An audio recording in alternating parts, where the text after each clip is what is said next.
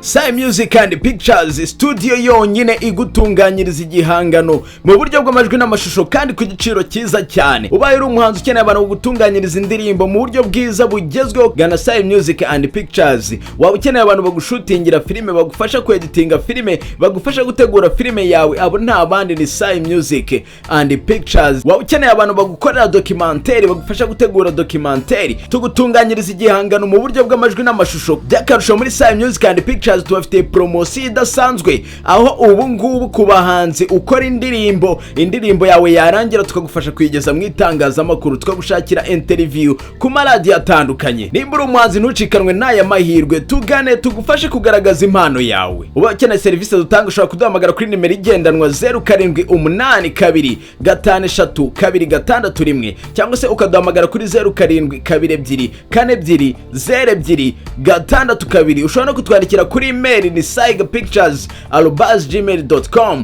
cyangwa se ukadusanga aho dukorera i Kigali, i Kanombe, mu Busanza. SAI Music Pictures tubereho impano zayo.